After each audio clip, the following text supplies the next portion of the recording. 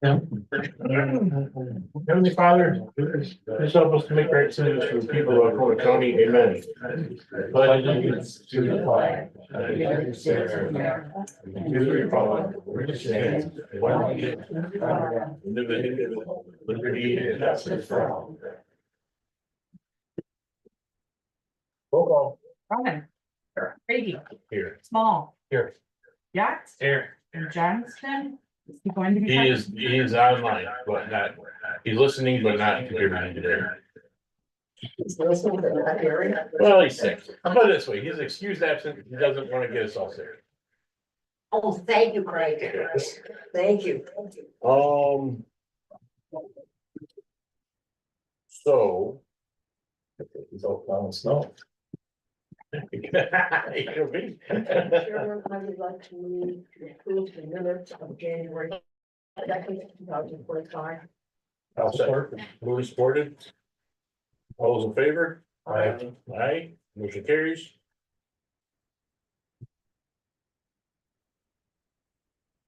And then pending some modifications, it's decided that we'll move the approval of minutes from December 30th meeting to the next meeting, because Carolyn found some things that need. Yeah, I did, I will, because you're the one. You're the one making it hard, so you get the credit. Would you want them reasonably correct I do, or in error? but I still want my pound of flesh. Anyway, so we'll get that corrected and then have them all for review at the next meeting. We'll start out with public comment, 3 minutes per person. Appears as though we don't have any. Moving on, presentation, EDC Director Doug Cheek, Cherry Capital Connection CO Tim Malone. Gentlemen, when you're ready. Well, we're back. The idea behind this meeting was just to give you a status update more than the reports that I send in every month. Now that we're through the pre-application window for the buyer, indeed, we're in the application window now. So a lot of information is going to start coming up. We answer a lot of the questions I've heard over this. So Tim, here today, this report here is much more helpful than the status. Because numbers over the last couple of weeks since I sent that have become apparent. And so this is like just in time breaking news type stuff in this handout. So Tim's got a presentation and I'm gonna kind of turn it over to him for that. And then I really want to open the floor for questions, comments, things like that, things that you've been wondering, or things that your constituents have asked you. We're gonna try to answer this question. Okay, very good, thank you. Okay. Yeah, so I'm gonna mix of talking when it comes to maps, because the maps in here are not easy to read, so it'll work better if I share my screen. But going into the minute, because you'll be putting in 2 hours. Okay, gotcha. So the pre-registration window advance closed January 8th at 4 o'clock or 4:01. We got our pre-application. The purpose of that was by being in a pre-app, if they want clarification or more supporting documentation, they just request it from us and we can add to it. If we waited a minute longer, it was your pre-application is not complete, it's rejected, you start all over, no feedback. You gotta guess what they're looking for. So that pre-registration window was really important that we get it in. So that's helped us out. There's 7 items that they want to expand a little bit more on. We should have that done by Monday. The application window opened up 24 hours later. So on January 9th, the application window is open. And that's where we started going through the point system and finding out what we have. They also released the per township or per county eligible locations. So because of Mercury broadband forfeiting we went from an estimated 2,000 homes to 3,480 homes. So pretty significant. It brings it from an $11 million budget to somewhere around a $22 million budget. That works in there, so. Again, we'll start going through the points, but I do want to show what the impact is on Alcona County. Every township, the only jurisdictional authority that doesn't have any eligible locations is the city of Harrisville itself. Every other township has on page 2 is the actual numbers to go with that. Share my screen. Zoom.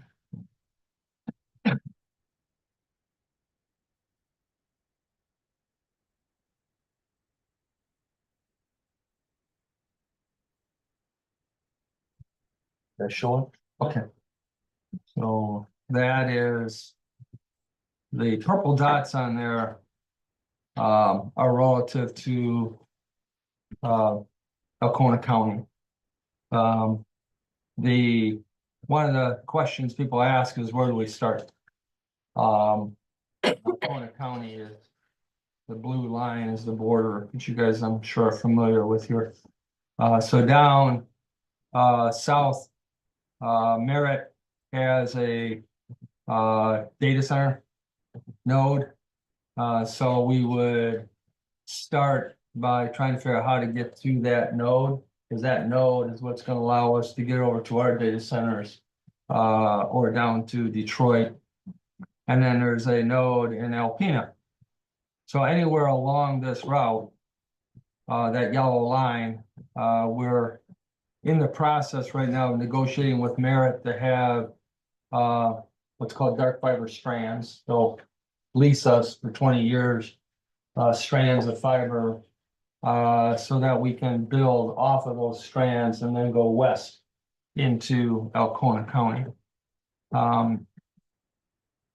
Technically, Merritt can't sell to guys like me, but because of my relationship with the Sioux tribe, we're able to get past that law and sell it to the tribe, and the tribe transfers it to me.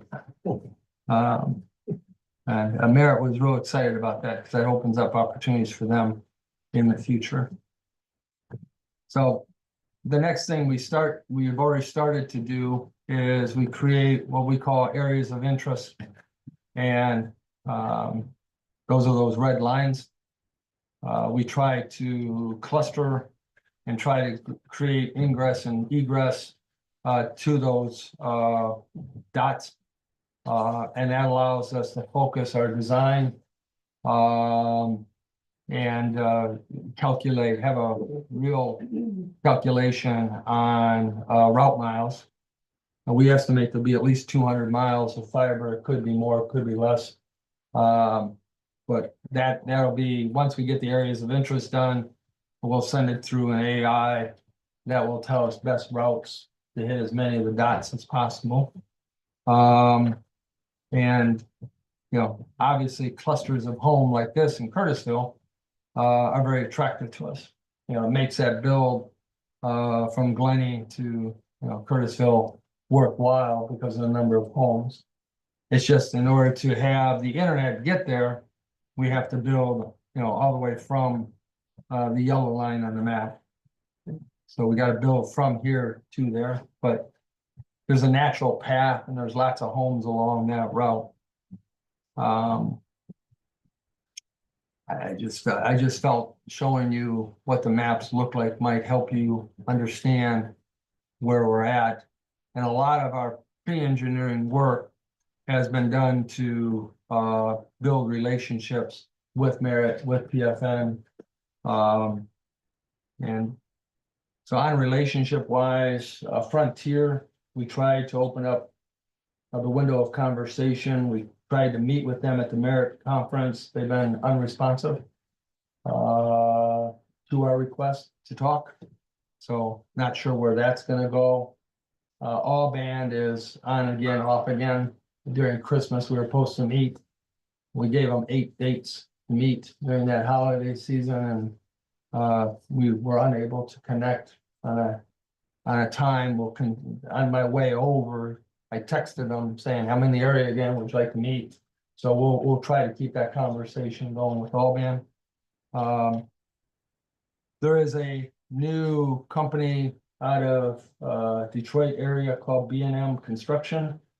They've got deep pockets. They've been around a long time, $1 billion worth of sales a year in construction.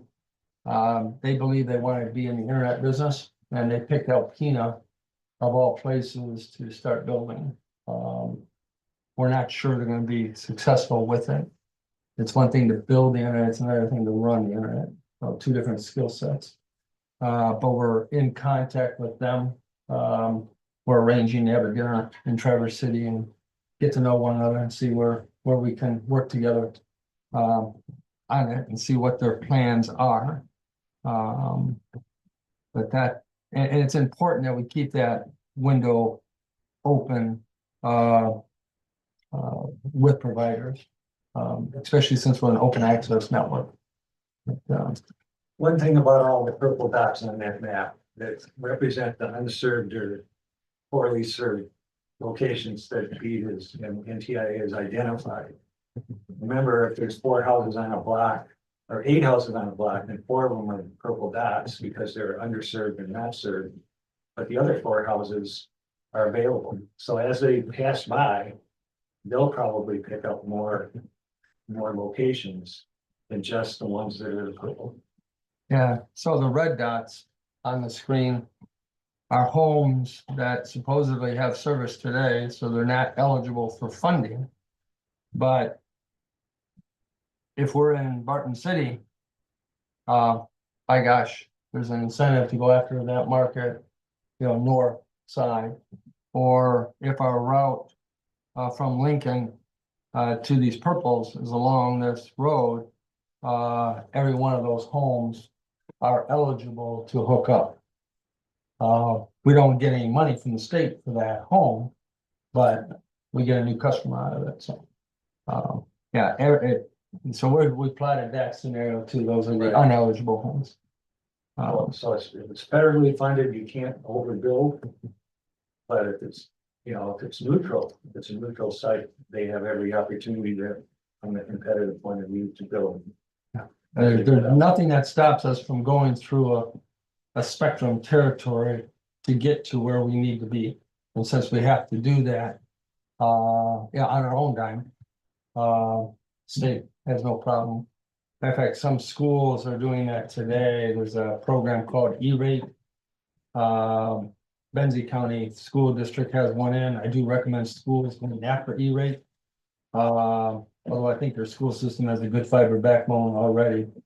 But if that E-rate overbuilds BEAD, the feds don't care. They'll fund the school to get their own private fiber in. And then with the way E-rate works, guys like me, let's say we build it for them for 12 strands of fiber, we'll put in 96 and start serving the homes off of that. We just got to pay for the 96. We can't charge the government for it, but the school gets a much more robust network, and we have the ability to serve more programs. So you're going to see a lot of those, what we call one-offs, occurring out there. So it's kind of an exciting time for guys like me. So in Michigan, they have, I hope I don't bore you. I just want you to understand the strategy we got to go through. The state of Michigan has decided that if I want this home here, I have to do all the homes within that hex. And if I have a project, they have to be interconnecting hexes. If there's a gap, for whatever reason, it has to be another application. Unless they do allow a gap if it's the network is naturally built that way, or there's no other way to get to it, but through that gap, they will allow gaps to be. But so now we're going through and analyzing, and the reason why those hexes are important, you may have a cluster of homes, but you have one guy that's on the far end of that hex, and I've got to build 10 miles to go around to get them. Those are called outliers. And we won't, in our application, will identify the outliers. But we're gonna wait for the state to give us a little bit more funding to address the outliers. So the state's done a good job. It's just, it's not a simple calculation, so we're trying to figure out the strategy. And how do we track that from an application all within the next 90 days? So it's a very short window. We got some good people working on it. We have hired a consultant that specializes in this program. And so, you know, we're pretty confident we'll have good results. So once these areas of interest are developed, we put it on our website for the customer, and we start sending out postcards telling them that we need to hear from you. We want to quantify demand, and we can project out sustainability with that demand. And so they'll be able to go to portal.cccfiber.com, put in their address, whether they are funded or unfunded, doesn't matter if they're within that area of interest. They'll be able to give us their name and phone number, email address, and express interest into what they're looking for service-wise. And then once construction starts, they'll be able to sign up for service. So we give them about a 6-month window for signups before we actually start construction. So that's moving along as we go. So a lot happening in the next 90 days. So what the state also does is the state says this hexagon here to get to that home will cost on the low end $6,600, and on the high end $11,000. So that is what the state is willing to fund. So it's a simple multiplication, 3,500 homes times 6,600, or 3,500 homes times 11,000. That's the range for the project. The closer we are to the low end, the more points we get. The interesting thing is that if we tell the state it's a $22 million project, low end, but our actual cost is 18 million, they don't care about that 4 million. It's because it's a fixed project cost. So if we say 22 million, the state agrees with us, and we figure out construction wise how to do it more efficiently and save $4 million. That comes back to us because there's about an $8 million gap we got to figure out how to fill. But on the other hand, if it costs us 25 million, we got to figure out how to fund it. So, but where that plays in is the match amount.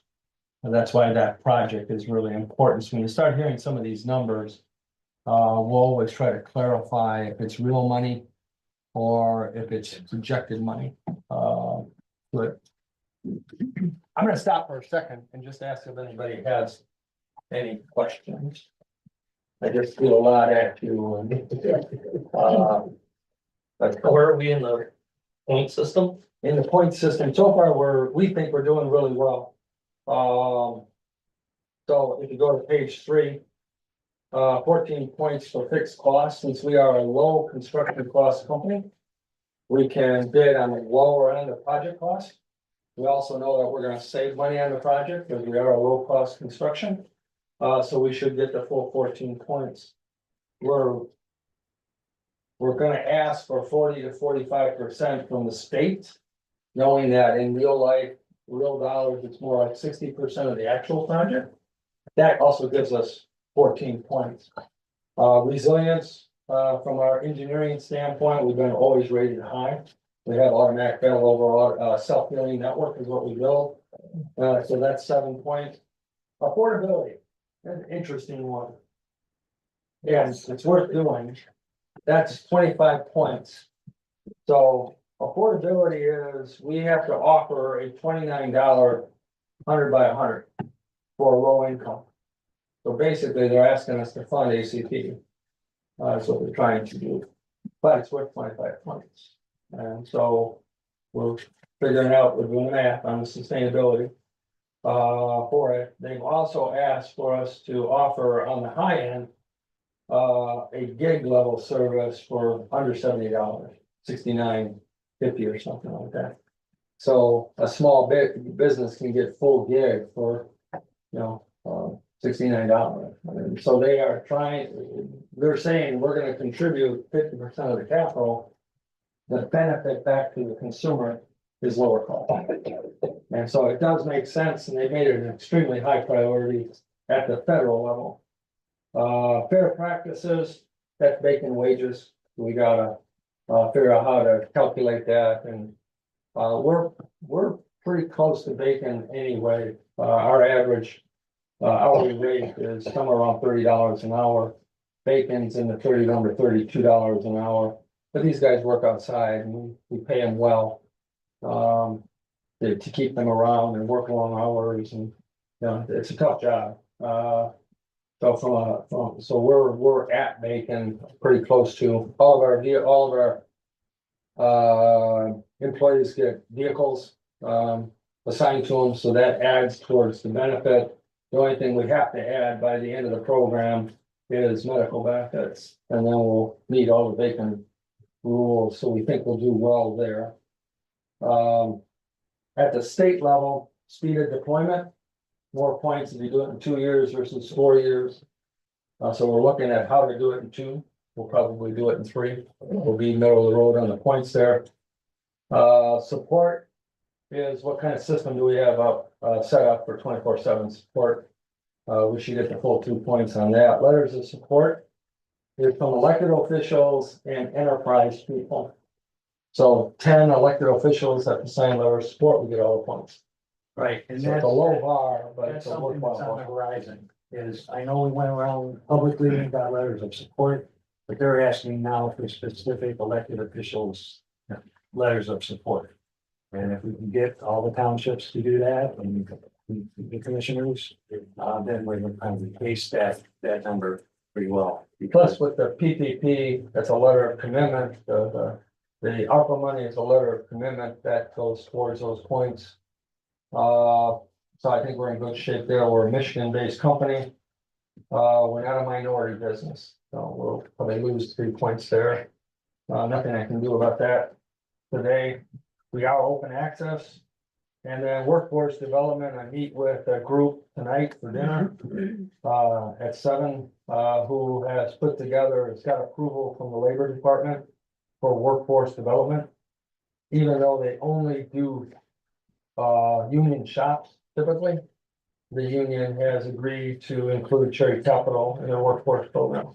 Because we're up north and there aren't many unions up north, and we've been trying to build a relationship with them, and it paid off. So we should be able to get those 2 points. If we offer that $28 program or $29 program, we don't get any negative points. So when you're looking at it, we're probably in the 90 to 95 point range. When we did Robin, of 132 applicants, 139 applicants, we were the 10th highest. So we've typically done well in our point system. We don't see any reason why we won't in the future. We did get a letter from Frontier. So it does look like Frontier is the only one I know of that wants to bid in this area. My fear on Frontier is they were sold again. So in 2 years, they won't be Frontier. They sold back to CenturyLink. Because of financial reasons. So I don't know if the state would take that into consideration or not, that they're not financially stable. CenturyLink's not that financially stable either. Those legacy companies are struggling with this new game that's out there, so. Right, and I also think that, while this process is going on, there are other companies that are gonna appeal for this money. And I think it's important to understand that we may get asked on the way here for a letter, some kind of a support statement, whether it's from the commissioners or from the township or whatever, in support of what they're doing. None of them, to our knowledge, is providing an open access network. I think that's the reason why we are here right now, is because we're going to be building an open access network. So that's kind of a precursor that would put us in a position to say, look, we're for everybody getting in here. And even to the point of we're giving you an opportunity to work on an open access network. But even if you don't do that, we're not gonna not support the fact that we want you in the county. It's just that we can't put any money or any real recommendations behind that because we're committed to the partnership. So Yes, just. yeah, you never want to discourage anybody, you don't. we wouldn't ask you to do that, but what we, in Benzie County. They have said to charter. We'll support you if you're an open access. You know, but otherwise, you know, spend your own money, go for it. So that was a high priority for Benzie County, and that's the way they're approaching it, they're not saying no, they're just saying for our letter support. And I would expect you to do the same thing for me, if I'm not doing something and I ask you for support, you lay out. You know, what it is you want from me in order to get that support, and I think that's what we got when we started going through. You know, the public-private partnership and we got to this point. I think what we laid out, you embraced, you know, but it's not just a letter of support, so. I mean, that's where you have some authority to maybe influence. The other, carriers. You know, because they want your business. And if they need something, and it's, you know, reasonable request. Of what you're looking for from your constituents. So never hesitate to flex your muscle a little bit. If you go back to the very beginning, what our goal was, what our mission statement was, build out Alpena County with internet services. Good, fast, high speed, quality services. A lot of those companies offer that. At some level. So we don't want to discourage them because I have often said it can be an amalgam. Of providers in the service sector. What is it? The three legs are you're either building, you're a network builder, a network operator, or a service provider. Those are the three legs of the stool. And I'll give them an open access. People can come in, whether it's a Frontier or an All-Band or whatever, they can come in. And they won't have to worry about building the network or operating the network. They can just put their services up there and compete. So that's the beauty of that situation, and it's turning out to kind of work in our favor. So as an example, we built 9.5 miles from 31 to Frankfurt. For a new 911 tower. And our commitment to public safety was any carrier that needs to get to the 911 tower has access to a strand of fiber or 2 strands of fiber along our route. Called an IRU, and we have Peninsula Fiber, Merit's looking at it, ACD is looking at it. So instead of everybody building at 9 miles, we just put enough fiber in the ground, knowing 2 or 3 or 4 carriers might want to run along that. And in our PFN agreement, we put a handhold every 2,000 feet along that so they can break off and get to businesses on those strands of fiber. You know. It does work. It gives us another revenue base. It usually raises our total adoption rate for an area, which is good. And so it's a good thing for the owner of a network, the operator of a network, and the transport, you know, to work together. It's not popular in the United States. Everyone wants their own, but it is catching on. Yeah, so I'm sure. Very good analogy of this, kind of anecdotal, but a good one. Think about Detroit Metro Airport. They have an airport authority, and they built these terminals and these runways and all this, but Delta, American, United, Southwest, they all use that installation, right? And they all, whatever the business side of it, whatever they pay to do that. But it's a very simple analogy. We're building a network, airport type network where people can join in and buy in, use our runways, use our terminals, use our restaurants, our bathrooms, whatever. So that's kind of a overly simplified way to visualize this, but it works. People do grasp it. So, any other question before I give you a final one? Okay. Yeah, so now that the window's open. And we get our pre-registration and questions answered. We're actually able to start filling out the application. And so we're right now in the analysis, printed off the documentation, making sure we're understanding how they're asking the question. So we're answering the right question rather than the question we think they're asking for. We're going through that. The effort to do the application doesn't seem to be more than a 30 to 45 day effort, so there's lots of time to do it. We'll probably wait till the last week before we hit submit, because something else might come up. And so we don't wanna submit the application and say, oh, yeah, I missed something. But we wanna be well ahead of schedule to get that done. The NTIA rules were a 90-day window after it's closed, which is April 9th. To negotiate and determine first round awardees.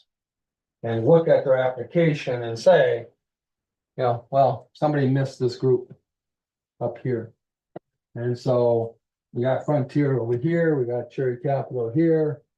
We start negotiating who's gonna take care of that hex. And one of us is gonna get our arm twisted and say, yes, we'll take that hex. You know, and then they'll move on, and that's about a 90-day window.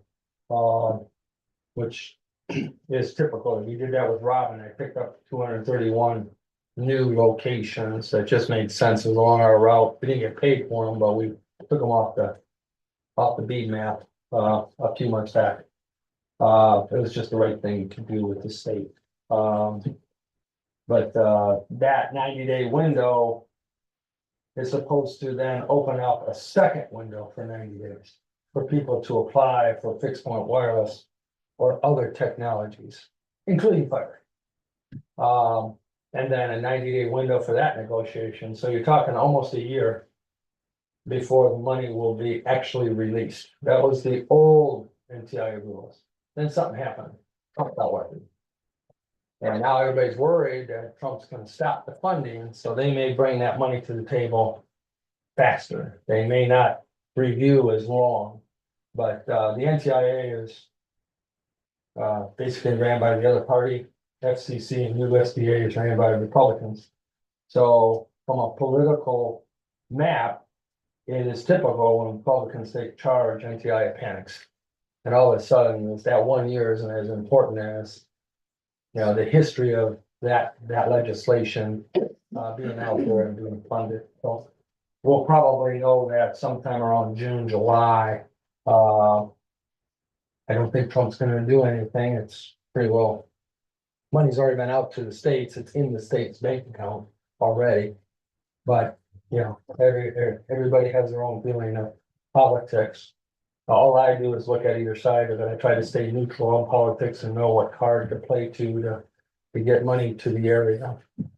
And support whoever has the money is who I'm gonna support coming in. But, yeah, that's the only factor we don't know, that the industry is watching really, really close. So it could be, you know, shovel start, with funding as early as July, August of this year. If we are awarded, and we know that, and we're in negotiations, and we're, you know, haven't signed the contract yet, that's when we'll start construction. And so that may be 6 months ahead of getting the money. But since they're front loading the money to us when it's signed, we're pretty comfortable that we can start right away. And with winter and construction season, you don't want to miss August, September, October. I mean, those are good months for construction, so, you know, we want to be ahead of the game. And there's nothing in the rules that say, once you've been told you're awarded, that you can't start construction. Robin penalized you. If you started early, you couldn't get reimbursed for that. But in this program, once they've said you're awarded, you can start and use those dollars towards whatever. Much nicer program for that. So that's your goal, if you do get it in July, that you're starting. Yeah, as soon as possible. we don't want to start in January. That's You have a plan where you're gonna start? pardon? You have a plan where you're gonna start? Not yet. Obviously, we're gonna put fiber distribution huts. So the strategy we use, a fiber distribution hut, we do a 6-mile radius. And then we determine where that is to get the greatest population. Hopefully on a township piece of property or a county piece of property, so it's not sold and transferred. And usually townships don't sell their property, it stays for a long time. And then we figure out where do we tap into that yellow line. We can tap into it about every 2,000 feet. And so we're gonna start from the east side. And then we're gonna kind of position it on a main road that'll get us through the county in the shortest route. The only thing, one of the analysis we have not done are county roads or state roads that were permittable by the county up until last month that were not included in the 1933 Road Commission bill. That now the state wants us to pay to have them surveyed. And we have to actually buy an easement to use those roadways. We haven't figured out how many of those roads exist. Yeah. Stop, one of my projects in Roscommon County. I was a week late getting that permitted, but they're trying to get all the roads surveyed, and if we want to permit it, we gotta pay the state to use those roads. So we haven't done that analysis yet to see where that impact is. The National Forest, no problem. National Forests have created a portal. I'm already been in contact with the lady who takes care of Michigan.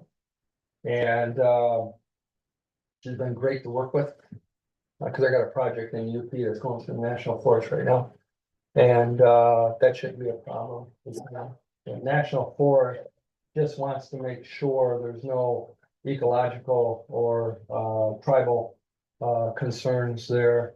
And even that, with our relationship with the tribe, they pretty well waive that for us as long as we have a tribal member in the roadway through those sensitive areas, so that if something is found, that tribe member will take care of it. Now, it is the Sioux tribe, but we can use any tribal member. So they'll send somebody down, we'll put them up in a hotel while we're doing construction and send them back home. It's done. So that the National Forest shouldn't be any issue. There, so that's the only two roadblocks I can think of that would start permits. We have not talked to Alcona County Road Commission yet.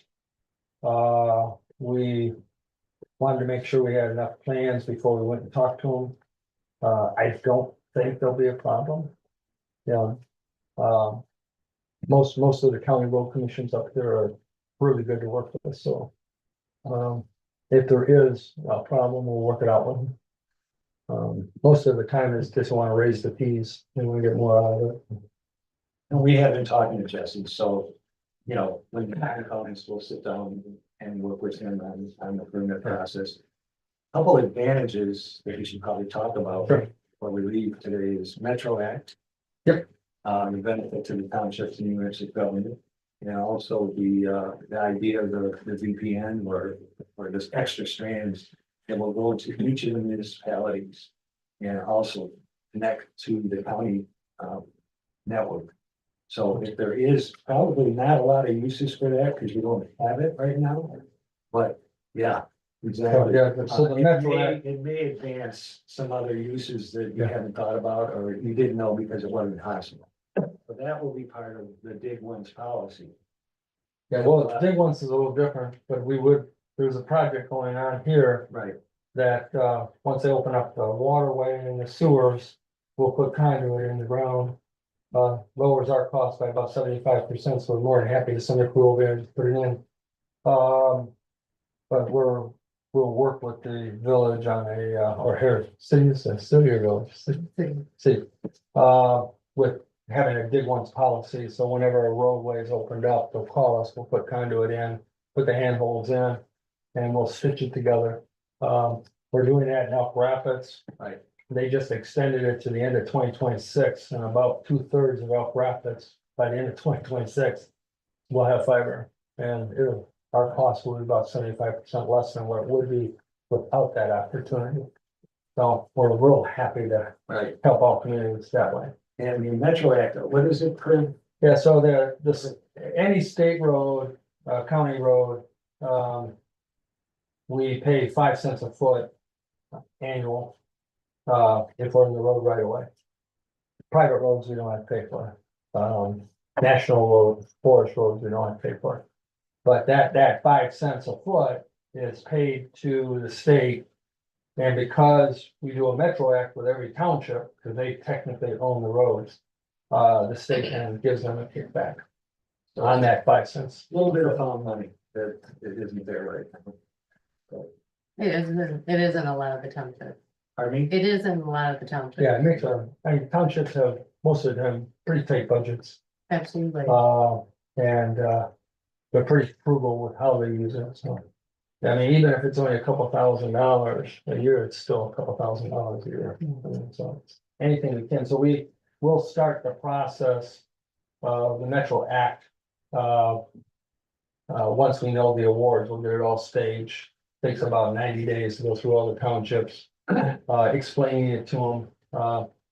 There's no reason for them not to sign it. If they don't sign it, we don't have to report it. Which saves us money. But we encourage them to sign it and get every dime they can. So this would be in addition to what's already in place. So every vendor that has something in the road right away, pays a 5 cent a foot, annually to them. It all adds up. That's why you pay $64 for. For broadband. No, it's not why, but it's just cost doing business for the internet. So we are working on that timeline, so we're ready for when that is. Alcona County, just to put in perspective priorities that we have, Benzie County. Since we already do 47% of Benzie, we're gonna try to pick up the rest of it. We'll be the largest provider in Benzie County, what's done, kind of a new thing for us. We're used to being a small provider. Alcona is in that list. And Misaki, we have about a 40% presence in Misaki County, so that's a high priority for us. Those are the 3 high priorities. We feel financially we're capable of $60 to $80 million on these programs, so there's plenty on those 3. If other opportunities come up, we'll look at it, but that's our focus of those 3. We're also doing 3 applications for the Sioux Tribe in their name. We're the operators, so we have to be involved, but it's their project. Together, we feel we have the staff. We have the contractors that we're negotiating right now with to handle that size load. So we're really excited about it. And then we got the middle 2 ends and then up north, so it's really a nice network when we're done. So we're real happy to be here, to be doing that. We're also gonna meet with, as a quarterly that they meet, Quarterly, the MTA. the MTA. Yeah, on the 28th. Yeah, on the 28th of this month, to give them kind of a place where they can get everybody together. So we're gonna give them a similar presentation, so we bring everybody up to speed.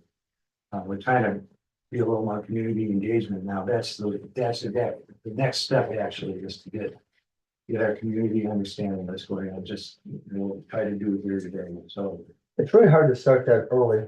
People get real impatient. I mean, even this, they're gonna say, when are you gonna get to my home? And, I don't know yet. I'll get there as fast as I can. But we wanna be cautious. If you understand what the process is, maybe a little less of that will happen. As you can see, this is 90 days, 90 days, 90 days, 90 days, 90 days. So we can't make that go any faster.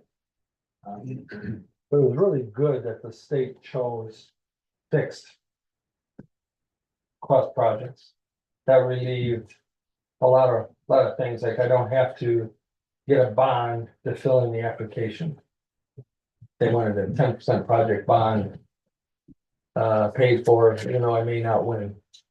Because it's a fixed cost, they took that burden off of us. So a lot of things the state did was to try to encourage mission-based companies to participate rather than these large conglomerates. So we're grateful for that. They did the best they could. They couldn't obviously make rules just for us, but yeah, that's okay. I was proud of the state for what they did. Any question? This is really exciting time. I'm just now we can So like fiber going to like the cell towers, you said before, Mhm. does that Mhm. increase the capabilities? And like maybe coverage, I guess I'm, Yeah, no, so, two things happen with that, along the roadway, 5G is on the poles. Not the towers, towers are in decline, because 5G needs to be close, they wanna be, 2,500 feet away from the service. So once you have that fiber going down the road, companies like ACD would tap into that fiber. And give them a bulk rate, I mean, it wouldn't be it'd be a carrier rate to it. But it does create a sustainability model and offsets the lower cost programs that we're doing. Because we're winning, that's where Merit wanted to get a hold of us, because Merit wants to use our network to extend their network. And so that helps them. So if there's a school or whatnot, they don't have to build that, we're building that, we just allocate the fibers. We trade them, they'll allocate a fiber over here and we'll allocate one over here. The net zero gain, but allows for more participation in the network. And then I'm sure, there's gonna be economic growth through, just new businesses. And do you wanna live in Royal Oak, or do you wanna live, in Harrisville and have a tech company that's dependent on the fiber being here? There's low maintenance on water and sewer, low maintenance on traffic. Because they're working usually out of home or small business location, so. Those are the types of data-driven economic things that once the infrastructure is in place. I think you'll see, it's not invasive economic development. The data is pretty strong, in terms of that. I think there were some things that came out of the Merit thing. Yeah. That I heard that were. I don't specialize in that, but I keep on hearing, 80% difference. Yeah. In economic development or just economy. With high-speed broadband in areas, whether it's a small town or a major urban area. So that stuff takes care of itself. Those numbers are out there. now these are all the areas that, Alcona's layout is pretty unusual. It's more in the population areas than I thought it was gonna be. A lot of these county maps, it's really rural where those dots are, so you've been ignored pretty heavily.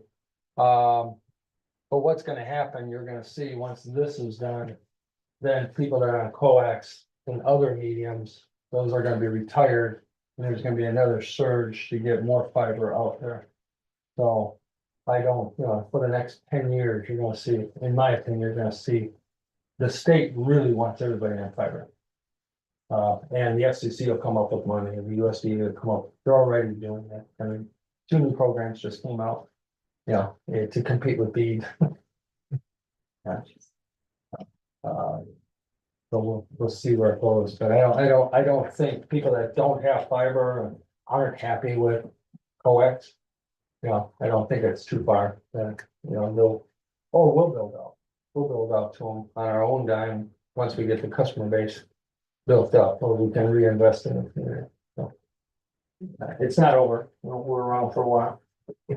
So, any other questions or concerns?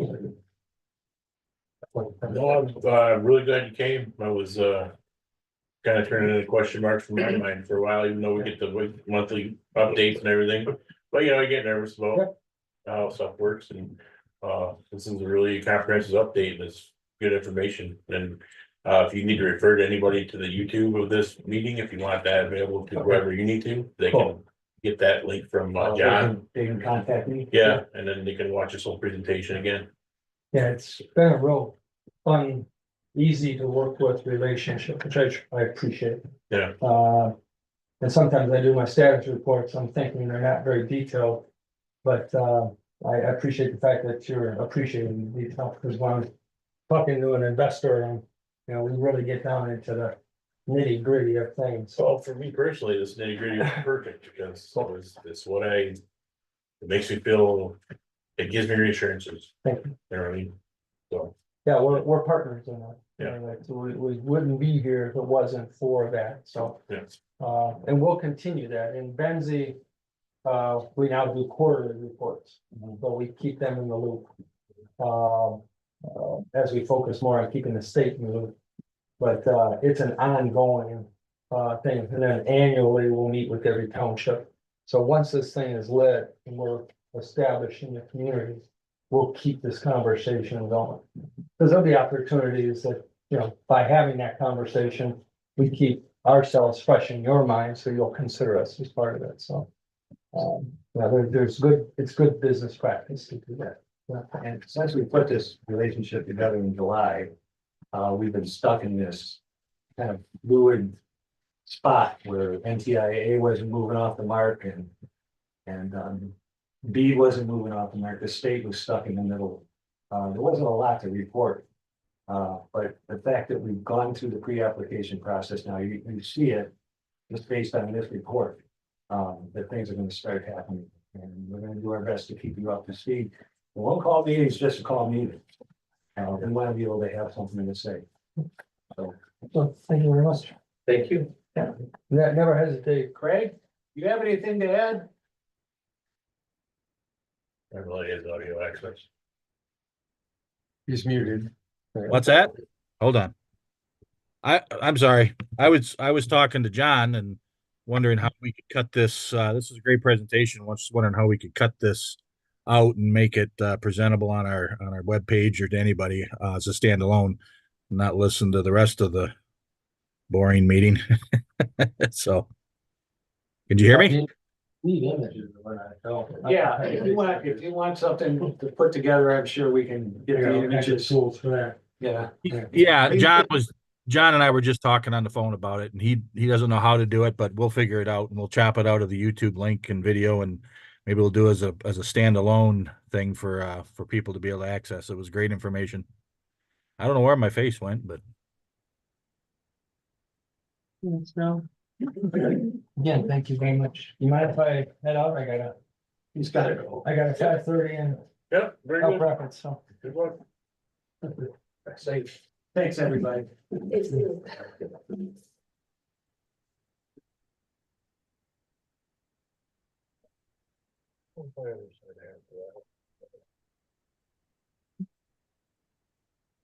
If you don't understand, ask. I'll try to explain it more. You can't explain the things that I'm thinking of in terms of how are you going to do all this? I mean, my feeling is, you know, where are you gonna put the lines and all that stuff, and that, like you said, that's not in the plan yet.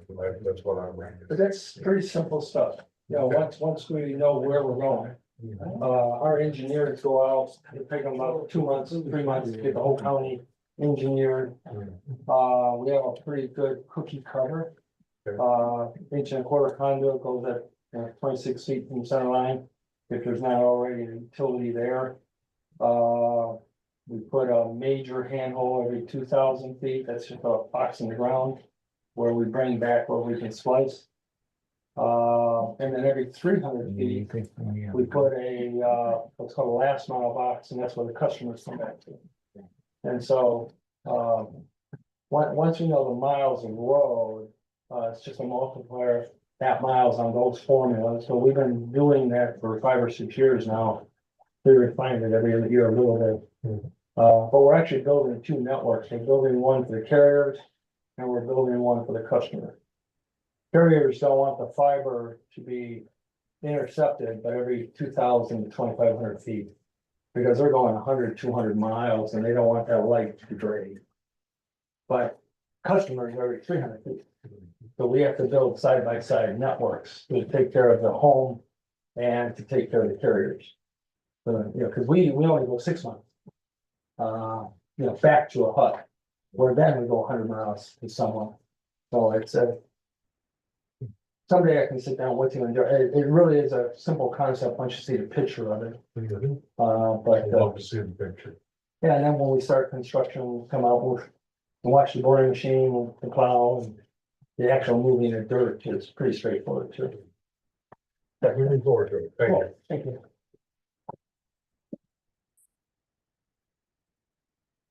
Okay. 2025 committee assignment. So, as the chair decided that everybody's gonna stay in the same positions, except for, I am going to be on, personnel with Craig. And Terry's gonna be an alternate. And, Terry will be on hunt, and Carolyn will be the alternate. Those are the only changes. Hunt, Yeah, Terry, Terry the primary and Carolyn the alternate. Oh, what did we figure anything out on the, I'm waiting for a meeting with the judge. so we had one more to figure out. Carolyn was going to come off of, what was it called? So, Such, but we haven't figured out who the other person is yet, but those are the changes as of right now. All right. Moving on to claims. I'd like to make a motion to approve pre-authorized claims and open claims presented for payment between January 2nd, 2025, January 14th, 2025 for check numbers 156,425 to 156,574 and e-checks 2531 to 2544 for a grand total of $657,709.43. Seconded. Moved and seconded. Any comments, questions, concerns? Roll call. Small, Yes. Brumman, yes, Yax, Yes. Brady. Yeah. Next is the MERS defined contribution plan adoption agreement. You ready to speak on this, Stephanie? Sure. This is, the adoption agreement that will be closing out the defined benefit. And the addendum will address, I believe, the defined contribution portion of it. So this is all, in regard to the Teamsters closing out the defined benefit. Okay. I'll make a motion to approve and allow the chair to sign. Moved and seconded by Terry. Any questions? yes, I do have to say, but. Yeah, but that's, it's my fault, I haven't had time to digest all of this. On the second page. In the middle, it's under employee classification. Since there are some things checked are actually circled in the boxes, I'm assuming there, that section has application to us and to our situation.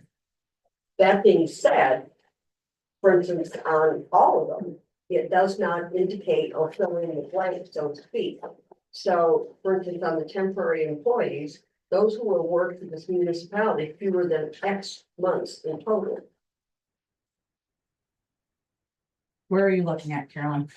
Page 2 of 5, and there's a little chart there filled in. There's just the square. box in the middle. Yeah, Okay, the first one under that black line says temporary employees. Those who will work for the municipality fewer than blank months in the total. There's nothing filled in the blank. As is true in the next one. And then I also am asking, why are contract employees? Oh, I'm sorry, that's okay, that's excluded. we don't need to fill that in, because they're excluded. Excluded. But I thought part-timers were included, No, because they are not. Okay, They're- I'm mistaken. yeah, Okay, thank you for clarifying that. if they were included, Then there would be, correct. gotcha. Like I said, I didn't have time to digest that. Yeah. Then on page 4. Under contributions.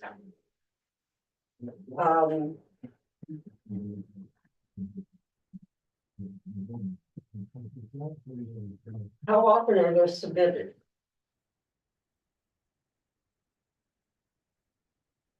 Under A, 5A. Right.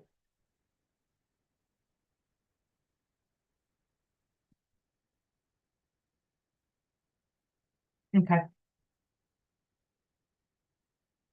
Would be bi-weekly. I would think, okay. Kind of thought that, you know. And I know this has come up a number of times over the years. And different people have had different theories on it. But the last I heard that when loans were permitted, it could cause issues. But yet, this is checked that they shall be permitted. As, yes, it's set up that way on all of them. Okay, even though there has been issues in the past, okay. Thank you. That's all I have. Any other questions? We'll do a roll call on this one. Yax, Yes. Brumman, Yes, Brady, Yes. Small. Yes. Ashley Tackman engagement letter?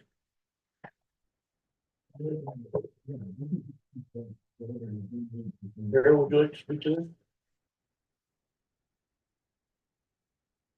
In your packet, you got an engagement letter from Anderson Techman and Company. It's a standard for that we have utilized their company for the last few years. Every year we had discussed, and we did go out for bids a few years ago, and no, nothing has been brought up for that. To entertain that idea. So I started reaching out in September and we got an engagement letter in January 6th. Okay. For our 2024 audit. No one else had mentioned going out for other bids. The time frame for that that's closed for 24. You can look at 25 if you choose to move forward, looking at a different company, but that's what was provided. So do we owe them anything? No, Okay, good. no, this is the standard engagement, Excellent. hiring them to review our books. I would move that we enter into some contract with the Anderson Tackman and Company. Is this going to your signature or the? Happens. And I will second. Wait, I'm sorry, who was the first? Yeah. Any further discussion? Roll call. Small, Yes. Yax, Yes. Brumman, Yes, Brady. Yes. Next is the Caledonia Township zoning ordinance. They sent us, we're obligated to, either vote on it or let it sit for 30 days and it's automatically implemented. According to Dave, who's the representative of that particular township, they do not require us to act on this right away, so that's available for your viewing. Next is the finance report. That means we're continuing to work on budget 2024 closeouts, 2025 changes, modifications, whatever we need to do. We do have some things to bring forward today. In regards to last contract, we capped off hours. Nope, that's not on the well, sorry, my bad. There's been a request per union contracts to cash out some bank time. And we have to make a motion to move some money around to cover that request. And I believe that Sheriff set up some numbers for us. We're at, I was only provided with one piece of information, and Yeah. it turns out that there are more, so I would ask that I will make those changes or make those recommendations. But there's more than one that was done that I was not aware oh, okay, of. Looking at, and once the hours are, well, that doesn't have anything to do with that, but there was other buyouts purchased oh, from different departments that were not originally budgeted for, so okay, that needs to be looked at okay. We'll go over before I that. can give you a any information on where that's gonna come from. Okay. I wasn't aware of it. Yeah. But what I would like to do is, I'll make a motion to approve payment for the, there's several outstanding, so I guess we'll just wait, and see what all is existing and go that way. So, You are making a motion. no, I'm not making a motion. I decided that I'm not doing anything, so we don't have all the information together. Hey, Adam? Yeah, Yeah, the only thing is, I mean, we're running the one that I sent in was for equalization, and so we're red on our on that line on our PTO time. that was paid, so. Okay, that one's all set. Got it. Yep, Okay, thank you. you're welcome. Anything else, finance, Dave? Supposed to move anything else? I think we're all pretty. No, we didn't have anything. Just a comment about the 24, Oh, yeah, we need to get everybody to get your 24 stuff in. if there's any outstanding revenue or funds that are coming in, we have, approximately. I've been presented with approximately not including just in the general fund, but about $300,000, between 911, the ambulance service and, the general fund, we have about 300 to $350,000 incoming, to the different funds that are involved. So we have those as, receivables, and that will make the impact. And once the accounts payables and the payroll is accrued back to 24, then we'll be able to make the adjustments on there. But if you do have outstanding bills, I know that's on her. But however, she has it, to notify them that they are actually, if the bills were for the services in 24, they need to be acknowledged as 24, whether you don't have it in your budget or not, it needs to be addressed in one way or the other. Because if the services were provided, the audit trail shows that the services were provided in 24, even if the bill was due in 25. Team's been keeping an eye on Yeah. that. They're very vigilant about that, but just, it's a lot easier if you note that on your payment. Okay. And as far as receipts, if you're getting money that you billed out in 24 for services you performed in 24.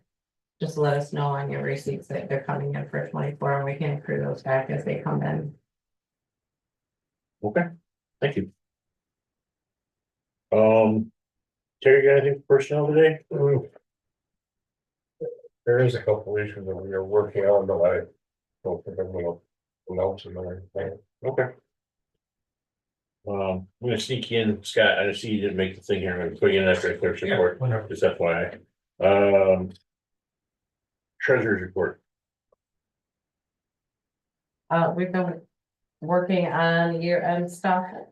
We do have publications went out. The first publication went out in this week's paper for the pending foreclosure or the pending forfeitures. Those are properties that are going from delinquency to forfeiture. They'll spend another year in forfeiture. Not without higher interest rates and penalties, state penalties. If they are not paid by the 1st of March, they will go into forfeiture and they will stay there for 1 year. And if they're not paid by 2026, these are for 2023 taxes. They would be foreclosed on March 31st of 2026. I'm hoping to get a lot of tax payments in the next few months. Yeah. Township collections have been going very well, to my knowledge. A few little glitches here and there, but that's just the nature of the beast. Board reviews have all been changed, which obviously changes the bottom line for all the townships. County included, depending on where those board review values fall. But we're working on getting those numbers up to date. We do regular spot checks on the payments and what's been collected and ask for backups from the township. We're working on getting some of those. But everyone's been very responsive about getting us backups, and we're getting that loaded up into our data system so we can make settlement a little bit easier. I was contacted by the village of Lincoln in regards to Viking Energy closure and the delinquent taxes that were turned over to us. They are looking, I don't know if it's, they were looking for a letter of support for me. I sent them a letter just with an explanation of the process of the taxes, and how it unfolds with the amount that they were delinquent, which the township was paid in full and so was the village for their portion of what was outstanding along with everyone else. That's what we do with the delinquent tax revolving funds, is pay out the entities. That's the responsibility of the treasurer's office. But when you take that amount, which is started out at around $250,000 for those properties, the taxes. So now we're waiting for that money to come back, and it's a 3-year process, so we're gonna have, if they don't get paid, there will be just under $1 million outstanding due to the county that we have paid out to make everyone else whole. If it does not go to sale, if it does go to sale and it is sold, the minimum bid is gonna be $1 million, which is what I explained in the letter to them. And for that type of, you know, I don't have any idea and I can't predict the future, but just the liability that we'd be waiting for that to come back, $1 million to come back. But we have no choice but to pay it out because of how the tax law works. So that being said, I sent a letter of support with an explanation that they are looking at getting a grant to do something in the economic field with that property. I'm just letting you know, and I will forward that to you if anyone has interest. I will to you too, because you're both on this, right? You're both part of Gossamer Township. Yes, you are. Everybody's now, I think. And All 4 votes. I'm sorry, all 4 votes. just saying, your name's in the book. Yeah, okay, very good. So I just wanted to give you a heads up before I sent it. I sent the letter to the village. That had requested to be, or this letter of support, and I would suggest that maybe you look into it or question them for that grant that they're looking into, and it may be something that you could show a letter of support for there. Okay. And like, or their EDC, I think it was an economic development grant through one of the support companies out there within August. I'm not really sure, she didn't really give me that, but Okay. might be something you would be interested in sending a letter of support. All right, cool, thanks. Anything else? Does Okay. anyone have any questions for me? The lawsuit involving the local tax. Mhm. Is that ever been settled? No. It's still ongoing. Yes. It's only been 3 years, hasn't it? Yeah. 3 years. Oh, That's all. Every review. There Is are that multiple. gathering interest? Pardon? Is that gathering interest? Every week. Yeah. I haven't heard anything in the last few weeks. Okay, clerk support. Yay, May election. So waiting to receive the proposal language, so I can't elaborate on what's being requested at this point. I guess I've had 3 phone calls already from the local clerks. One good thing is that it's not state related, so there won't be the 9 days. It's just your regular 1 day of voting at your local township. So thankfully, that's only going to affect 9 townships. So I'm only gonna be working real close with 2 of the new clerks because Curtis and Mitchell obviously are not Alcona schools. One thing that came out of that is I was gonna be working with 3 new clerks for elections. They have to get set up with their online election accreditation and getting into the qualified voter file, which you're working with the state and passwords, and it takes, it takes some time to get set up in those portals. Hawes Township clerk was going to be new. the township hadn't heard from the new clerk that was elected.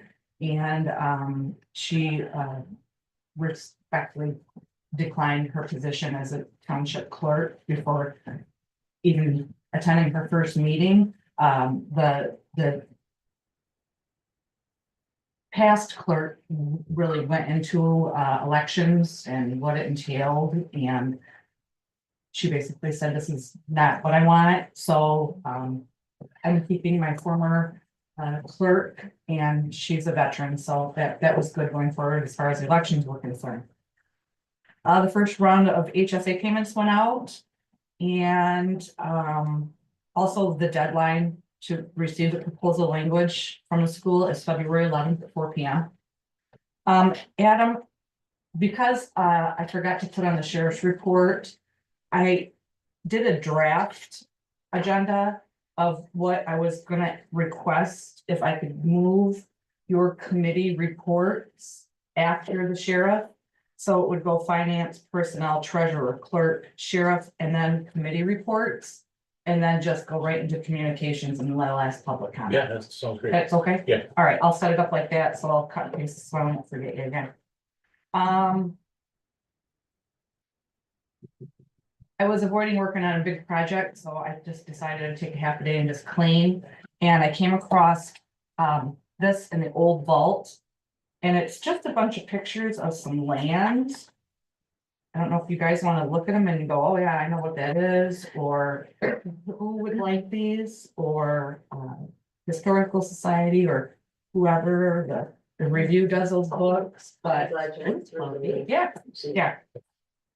So you can take a look at them. I have no idea what the project's about, but they're very old. There's nothing on the backs of them to indicate what the project was. And then there was a bunch of old postcards in there too. Kind of cool. Anyhow, last thing I have is the medical examiner billings. It's taken some figuring out. So if they are not a Alcona County employee, we can pay them direct for the medical examiners. They have just taken on, I believe, a new one from the northern end of Alcona, Hubbard Lake. He's from Alpena, I believe. And two that are, so they were kind of spread out through the county. So two that are not employees, we pay direct. One is a county employee. So how they have set it up, MMMEG, is they pay him and we have to reimburse them. And then I get separate billings for toxicology reports, and there's another one, there's something else. But figuring out who I'm paying, who I'm reimbursing, the cremation permits, I just got my first bill for those for the quarter, which is going to be 2024. I have to figure that out too. Now, we have two lines set up for the ME. One is the contracted service, and the other one, I believe, says autopsies, and there's like $1,000 in there. So I just want to make sure that for the 2025, that this contract is, all money is coming out of this contracted service at this point. It's not broken up into any other lines, so I don't have any other way. I mean, I have to take it out of that one big pot. So I don't know if you want to set that up different, finance. I guess I would have brought that up this morning. But The ones that we were provided in October. Those are gone by the wayside, haven't? I have that somewhere, I believe on my desk. I can, Of what the lines were requested or could be or were suggested, but it was not set up that way. I don't care how it's set up. That was just, at that time, that's what we had designed, but it doesn't have to be that way. Okay, I'm just gonna continue to pay out of that one lump sum. Yeah, I just wanna that make was sure, because we didn't have any of these billings before. We paid MIFSM and that was it. Now, we're taking care, we took on a lot more of these vouchers, invoices. And how, you know, I never paid for toxicology, and this is two whole separate. You did, you just didn't know it. Well, before MIFSM, I don't recall how it was set up, but anyhow, okay. That's all I have. Okay. Sheriff's report, Scott, you're welcome to sit right up here with us, if you'd like. That was a pretty good synopsis of how that works, and the reason that is so that they're not dual employees of the county collecting overtime for doing medical examiners. Explain that to us a little bit when they come in.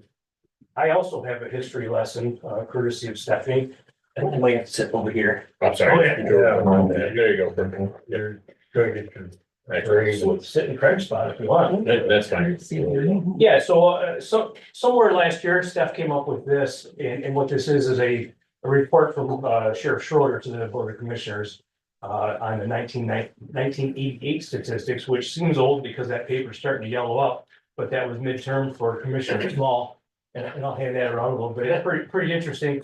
And what I brought today is some comparisons of numbers that we racked up for 2024 and how they stack up to what we did in 1988. 1988, I was 14 years old. Commissioner Small was a deputy and in mid-career, I believe, with us. And it was only 8 years before I came to work at the sheriff's office, so it really wasn't that long ago. There's some interesting comparisons that I'll draw on at the end, but I'll run through this pretty quick. We ran about 3,550 complaints last year, and in 1998, there was 3,648 complaints. That's like 3,000 more. So you probably wonder, well, what the heck was going on back then that we were so busy? And Commissioner Small, you may recall back then, you guys were drawing complaint numbers for every file check, every plate you ran, everybody you encountered was a complaint number. Had to. Yeah, so somebody got involved at the state level and said, you guys are all inflating your numbers erroneously, and said, no more. So no longer can you just run a plate, somebody's license plate, and draw a complaint number. That was found to be inflating numbers. So now what we have is a little more realistic of what we do. Not that running plates and names is not a big deal, but it's not worthy of a complaint number. Anyways, we ran this year. When I say this year, I mean 2024, 351 crashes, which includes 6 fatal crashes in Alcona County and 7 fatalities. Coincidentally, in 1988, there was 367 crashes and 3 fatalities. Not a heck of a lot different, really, as far as crash, when you think about traffic volume and things like that. We had 14 sexual assaults this year and 4 then. 10 burglaries in Alcona County last year, 161 in 1988. Larcenies were 48 this year and 162 then. MDOPs, malicious destruction of property, 24 this year, 204 then. 71 assaults this year, 63 then. Disorderly persons, 35 now, 8 then. Homicides, we had none last year, they had 2 in 1988. Recall? Give me a moment. I'll come back to you. Citations, we issued 635 citations last year, 1988, 642. There were more tickets written back then than there are now. Yeah, 2 years ago. I'm sorry, what? Yeah, I didn't hear you, honestly.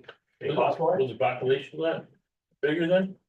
I think the population was larger in Alcona County. Yeah, I would say. I think we probably were closer to 12,000, weren't we, Carolyn? We were, I'm gonna say 13. Yeah. Yeah, 11,3, 11,5, it could. floating up into there. Arrests, we did 193 arrests this year, 383 in 1988. And guess why? That's 200 different. People don't get arrested for misdemeanors anymore. They changed the laws with COVID while we were all sleeping, and now you get a ticket for misdemeanors, you don't get arrested. So complaint numbers and charge codes they're all the same. The charge is all about the same, but you don't physically get arrested for misdemeanors anymore. You get a ticket, and then if you don't show up for your ticket, you get a summons, which is a please come in note. If you don't come in after a summons, you may get eventually arrested. But when you show up to court, and you misdemeanor now, you don't have to be processed through. Most of them do not. Most of the misdemeanors that you're familiar with have been moved to the civil infraction category, and a lot of felonies have been moved to the misdemeanor category. So things that you were getting fingerprinted and physically arrested for and booked for before, not so much. Most marijuana. Yeah. I mean, when you take marijuana out of it, I mean, that was our careers back then was, you know, we smell marijuana in a car, next thing you know, we're hopping everybody out of the car, we're searching it, and somebody's getting an arrest or a ticket for having it. And then we find guns or drugs or stolen property or whatever, and that just does not exist anymore. Going on, 35 arrests for OWI this year, 48 then. Civil process, we served 463 papers this year and 324 in 1988. Marine runs 19 this time, 37 then. The average jail population in 1988 was 17. Without having a specific number, I think we're very, very close to that again this year. I think that's very about where we're That at. include the numbers though that we house? No, those are local Okay. areas, yep. Some of the things that weren't in the report then that I noted were that we did, this year we did 258 liquor license inspections, 16 drone deployments, and 33 death investigations. We also had 596 like non-general, non-criminal complaints that includes like search and rescues, medical assist, loss of found properties, security, residence checks, and well-being checks. So what I take out of looking at these numbers is back in 1988, we were having a ton of crimes against property. You know, we had break-ins, we had larcenies, damage to property. Those have all gone down significantly, but you see an increase in rise is assaults against people, crimes against people. You know, whether it's sexual assaults, physical assaults, domestic violence, those things have all gone up. Kind of strange. One of the theories we have about the burglaries and larcenies is technology and cameras and phones. People aren't committing crimes because they think they made it on camera. That's just a guess on it. We're not exactly sure. I wanted to talk about some of the funding sources and training that we have. If you look at our budget, you see the word training throughout it. I'll go over that a little bit more at the next meeting, but basically what we've got going on is that we have a very long meeting already. 3 spots that fund training for road patrol, 2 for corrections, and these all have different funding sources, and some of them are pretty specific on what we can use it for and not use it for. So I'll go over that a little bit more next time. And then a little bit of things that are going on this year so far. If you're not aware, there's been a rash of burglaries of vehicles and garages. And it's not just here, it's straining from Osneek to here. In our county specifically, it's been Greenbush, north of Harrisville, Black River, and East Shore of Hubbard Lake. Vehicles getting, I say broken into because crime wise, if you open the door on a car and enter it, it's being broken into, whether you damaged it to get in or not.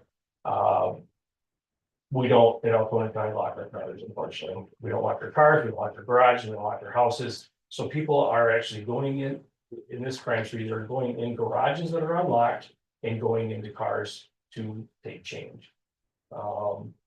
This is going on here, a little bit in Alpena County, a lot in Iosco County, Aranet County. And I heard on the news Monday or Tuesday morning that Gladwin County has a rash. I don't know if any of them are related, they may all be separate. But the MO along the Lake Huron shoreline, they all look like they're pretty well related. The good thing is there's not being a lot of stuff taken, they're taking like pocket change. Unfortunately, we're seeing that people are leaving guns inside their cars, guns are being overlooked, power tools inside these garages are being overlooked. So as intrusive as this all is, the bottom line is there's a handful of change being taken out of people's cars. But it's very troublesome that they're that brazen to go in there for a handful of change. To date, we've had 11 cars that have been gone into, 8 garages, and there's been 11 calls for suspicious activity where people have seen like foot tracks in their yard or whatever. I suspect these numbers are drastically low. I think there's probably been cars and garages that have been gone into that they didn't even know. You know, you see a lot more tracks in the snow when there's a little bit of fresh snow on the ground, but when there's no snow, you don't know who's been in your yard unless you've got some type of camera or whatever. And if you go out to your car and see that, yeah, maybe somebody came in my garage, or maybe somebody opened my car door, but nothing's missing, a lot of these people aren't calling either. So I think our numbers are pretty low. But again, this is going on up and down the lake shore of Lake Huron. We've got some viable suspects, so do other places. Some of them are lining up together and some are. So it's probably just a matter of time. Quite honestly, my concern is that somebody's getting shot breaking into somebody's house around here, and that's pretty unfortunate. To get yourself shot over an handful of change, but that's where we're at. One other thing that happened of note recently is there was a off-grid cabin being added onto in Hawes Township. And the construction workers left there in the afternoon one day and returned the next morning to find it burned absolutely to the ground. And And it was quite a nice place. It was an off-grid that was running off generators and that, and they had just hooked up a whole bunch of solar power panels to the batteries that were there, and we haven't yet determined that that was the cause or not. I would suspect it was gonna be that or whatever heat source they had going on there, but entire loss. Pretty strange to come back the next day and see it all gone. Interior, you're gonna want to attend the hunt meeting Friday. If so, I'll get you the packet. I'll give them one. You have your packet. Okay, very good, very good. And that'll be at the state police post out there this week. That votes are different. Well, Yeah, Population stats you put up there. oh, very cool. It's about the same. It sure is. Do you think there was a spot when it was higher? Cause I thought we were up near 12.5 at some point. No, properties we have. 1200. 12.5? Probably. Somewhere around there. Yeah. Will you be giving us a copy of that report? Yeah, absolutely. I'll print a fresh copy that doesn't have my. It was up higher though. Only one other thing, we had our Michigan Sheriff's Association Board of Directors meeting today, and this is a draft, so I can't hand this out right now, but we have legislative agenda that we put towards the House of Representatives in Michigan every year on what we'd like to see and not see. And most all of it involves sheriff's offices, but one in particular thing of note countywide is this crazy earned sick time thing that's going through the state legislature where they don't have no call, no shows up to 3 days without any repercussions or explanations or anything. And for us, we're freaking out because that's absolutely undoable in a 24/7 operation where we have to have people show up. I can't have somebody no call, no show me on 3 days. And what we are asking is some cleanup language in there that allows us to follow whatever rules or regulations or customs we've done historically for call-ins. And be able to discipline people for using that. Unfortunately, right now we don't have that. You know, our legislature passed this last year, lame duck, and here we are, so. We start having, 60 some odd bills that were passed by the House and the Senate. And supposed to have been delivered to the governor's desk, and they were not. And I think I forwarded that to you. yeah, Not yeah, sure. and they were, and so the word floating around Lansing, the last I heard, which is probably pretty recent, it's probably from yesterday. That they forwarded to us at this meeting, is that she is expecting those bills to get on her desk one way or another. They did not get there from that legislative session to be signed during that legislature, so they are looking, and Tom and I talked about this morning, they are looking for some legal advice on whether those bills can be signed and legally enacted into law or not. She wants to sign them. The rest of our legislative update is probably just garbage. Any gun legislation happening? None on the table, so most of the things that they wanted to get through, they pushed through in at least a watered down form last year. There's nothing that we're aware of on the table this year. We do have some concern about some more police reform or police improvement packages that we will try to water down if they want to push through, but with the Republicans having the House, we don't think those are going to get introduced. Nor do I think you're gonna see any more gun legislation get introduced. They got the 3 in that they wanted last year, although they got them in a watered down fashion. The big one was what was commonly referred to as red flag laws. Our association and some other ones got that watered down quite a bit. And we looked at some numbers last month on that, and there were less than, in Michigan, there were less than 1 a day filed statewide. So yeah, there's 365 days in the year, and I think there were 280 some filed for last year. So that's less than 1 a day statewide. 70% of those were initiated by law enforcement. It wasn't anybody's family member or neighbor. There is no neighbor calling up for red flags in Michigan. That's a misnomer that's been around. I cannot call up on my neighbor. Well, I can because we're police, but the average neighbor cannot call up and say, my neighbor's nuts, you gotta go take his guns away, and that's gonna happen. That is absolutely nowhere near what they put through in legislation. What they put through is not good. I'm not a fan of it, because I don't like sending a deputy out to knock on somebody's door and say, hey, by the way, I'm here to Deputy so-and-so, I'm here to take all your guns, will you please go get them for me? That's not a good situation for us. So the legislature was nice enough to turn that around and say, okay, well, instead of you going out and getting them, if it's not an emergency, what we'll do is we'll have them bring them to your office and turn them in. That's all great too. Oh, You know, that's it. I'm a deputy, I'm here to turn in my gun. Would you like them face first, or how would you like them, you know? So neither one were great, but we've worked on getting the language watered down enough so that it's palatable, I Here's guess. 4, but I left 5 in the home. That's exactly it, is that could be, and as we know, handguns are all registered and they're very easy to track. Long guns are not, you know, so here's my two crappy long guns, but I'm keeping my 2 favorite ones and good luck. I believe last time you told us, but maybe. What exactly are you in the Sheriff's Association? In the Michigan Sheriff's Association, this year in 2025, I'll be the vice president of the association. Statewide. Statewide, yeah. And then 26, you become president. Yeah, God willing, yeah.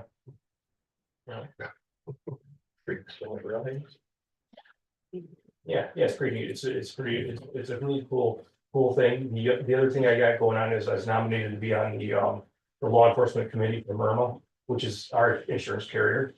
And they have a committee of 8 sheriffs in Michigan who sit on that, and they vote on some of the RAP grants. We don't use too many RAP grants here, although we're gonna start looking at it a little bit more. We use it for the bumpers that you see, the bumper guards on the front of our patrol cars, they pay for half of those. But we'll look at a couple other things. I'm gonna redo our TASER program that I talked about a little bit last time. RAP grant will pay up to 50% of that. So instead of paying it over the next course of 4 years in 4 installments, I'm gonna look at the possibility of paying that all in one lump and getting half of it back from Irma. I wanna make sure that. I mean, I wanna make sure that money's there and it's gonna happen before I do that, but yeah, the RAP grants are pretty neat. And so the question is, well, what benefit is to anybody? Well, one is I'm in on the know on everything going on as far as liability concerns in Michigan, as far as law enforcement. But it gets us first dibs, anybody on this committee gets first dibs at training. Anything else that comes up, we get first dibs at it, so that's kind of nice. So finally, we have a voice from Northeast Michigan. Trying, and what we try to do is bring back the best we can to Alcona County and get our say in there, you know, and here's 8 things that that are coming up that affect sheriff's offices, and you know, and there's the last page, you know, and I think we sat at lunch, and I told you, not interested. I'm not interested in listening to them try to legislate how police should be doing their jobs. Recommendations are fine, legislation we don't need. So we have policies and procedures and liability for these sort of things. We don't need a law that says the police can't lie when they give testimony. There are laws against perjury that exist right now. We don't need a law that says no knock search warrants are not allowed in Michigan, because we don't allow them now.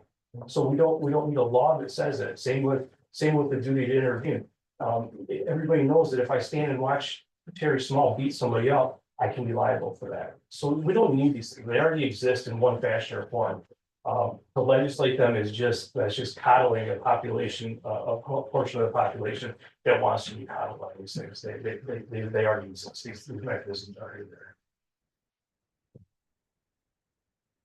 That's about all I have, unless you want me to. I don't want anything else. That's really good, thank you. Yeah, pretty neat things going on. I appreciate that after you put it in the report there, it's very comprehensive, I like it. Mhm.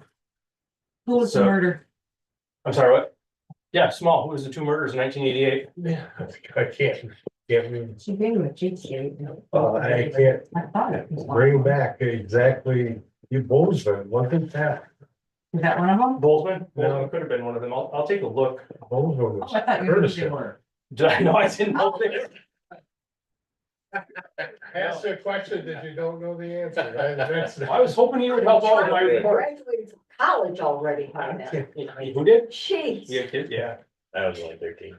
I'll take a look. I think that the Boltzmann murder may have been. Isn't Bozeman the Curtisville? It was Curtisville. It was No. Weissmuller Road, Curtisville. That was later. No, that was 90s. That was after Ellinger, so that was not after 92. 93. Big old one, right? I have a whole drawer full of the homicides up in my office. So I'm gonna take a look and get back, but It's a big porch. Won't report to you. Send me a text, please, because now my curiosity. It'll be the middle of the night when I. over and visit. I'm not sending you text to make it easy. Well, then you can share it with us so we know what. Trust me, I will, I can tell you that I remember every murder scene I've been to in my career. I'm disappointed so far that you can. Oh, yeah, we was a little midnight boy That's why then. you're sheriff and he is. He's a commissioner. No comment. Like I said, that's why you're sheriff. Communications are in your packet. Review at your leisure. Committee reports, Carolyn? Yeah, I had a couple of ACCOA meetings, but the biggest thing that I'd really like to talk to you about, and I'm not gonna be a commissioner for a minute.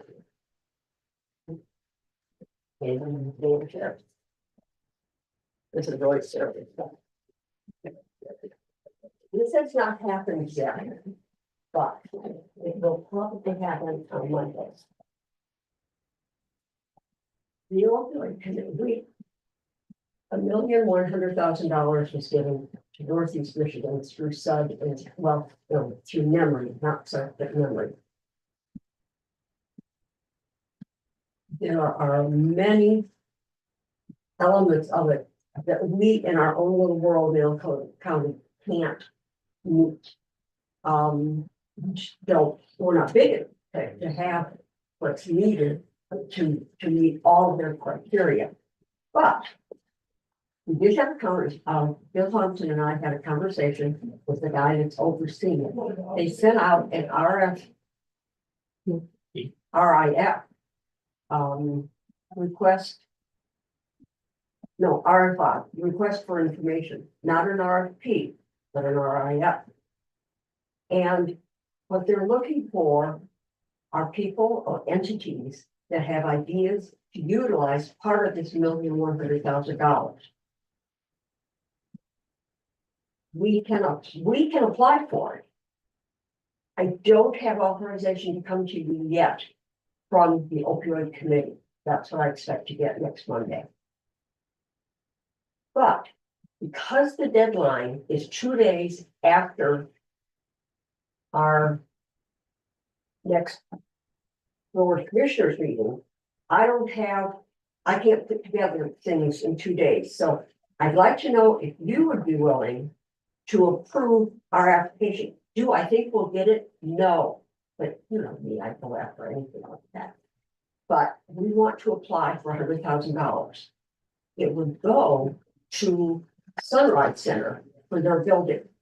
And that's an applicable thing to do. And when we talked with,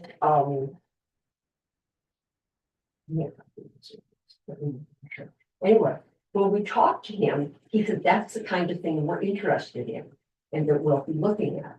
So maybe we could, and we talked to Sunrise, and Sunrise would very happily get $100,000. I'm sure their project is in the multi-million dollars, but $100,000 against the multi-million, it counts. And so if I bring that to you on February 5th, would you entertain that? And like, I'm not asking for a vote now, but I'm asking for direction. If it's something you totally would reject, that you would consider, or, hey, yeah, that sounds like really cool, if we could get it. I don't say that we would, they might knock it down to 50,000. They might knock it down to 0. But would you support the concept of going after them? The entire proceeds are for Sunrise Center? We don't have the source to use them. Yeah. Remind me what Sunrise Center is. Sunrise Center is a treatment center. They have both inpatient, outpatient, and they're in the process of, they're in the old dormitory that was for the Catholic service, not Catholic services like we know of them today, but the Catholic nuns and so on. Up in Alpena. They're located in Alpena. Yeah, and the new building will be basically on almost the same property. But, it will continue to be a treatment center, both inpatient and outpatient. It will have women's and men's facilities as it does now. And their building would never pass the muster if it would be presented as it is today in the building code. It's costing us more money than it should for heating the square footage. I mean, there's just all kinds of issues with that. But could you support, if I bring that to you, would you consider supporting that? I consider. So we're in charge of all the paperwork and the grant handling. No. All that, We might need your signature on it. all right, then yes. Okay, that's all we need. We will go No, I'm for, gonna rephrase my thing. I am, pardon? I would consider something like that. It's worth the time to put into. Okay. We're willing to make the stab at it. As I said, do I think we can get it? No, but I won't tell them that. You might get something. We might get something. Anything else? No, that's. Okay. Terry? I attended, CMH. Board of Directors meeting last Thursday.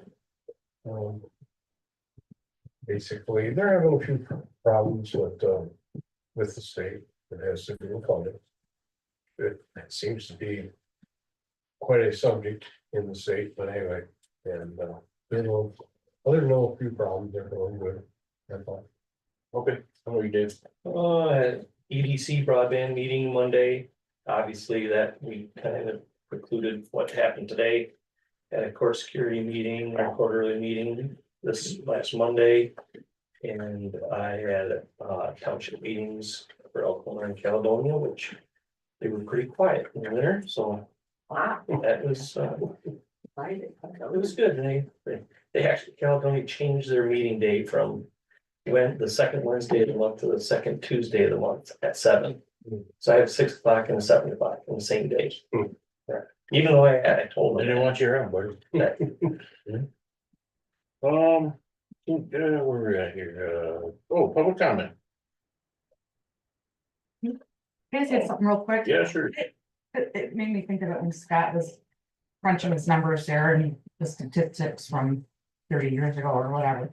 I had prepared this just as a, Missy gives a report and filings and whatnot, but in 2024, we had 113 death certificates, which is pretty average. We had 0 births. And we always go into panic mode when we have one because it's like on a midwife's form or and you gotta fill out the birth certificate. It's quite different. 61 marriages, well, that was down from the prior year because the rash of all the marriages that got put on hold due to COVID in 2022 and that we had like almost 100. So the marriages were down. DBAs, we did 75, that was average. 21 notaries average. 365 CPLs. Compared to, That's up. How, no, the prior year we did 367. We did 2 less. Okay. 6 adoptions, that's pretty average. 29 neglect, abuse, and delinquency cases. Way down versus 20 years ago. I remember being in the prosecutor's office doing juvenile petitions. And we always averaged over 100. And we're down to 29. So I think a lot of that has to do with the prevention, like with Ryan Parrott and whatnot. That kind of started back with Tom Keller. I think more prevention, and I think the double dipping of back when juveniles would get in trouble at school, and then we turn around and prosecute them in the prosecutor's office also. So they were getting double whammy. Now pretty much the school deals with their own, delinquents versus double dipping and having them be in trouble not once, but basically twice. We did 149 felony, civil, domestic, and negligence cases. numbers are down a little bit more, basically, because they like, you know, felonies that have been dropped down to misdemeanors now, so, you might see an uptick more in the district court cases versus the circuit court cases. And then, I think all the set asides have been completed, all that work is done. We have until this Friday to finish that court survey they're doing statewide in regard to the revenue sharing.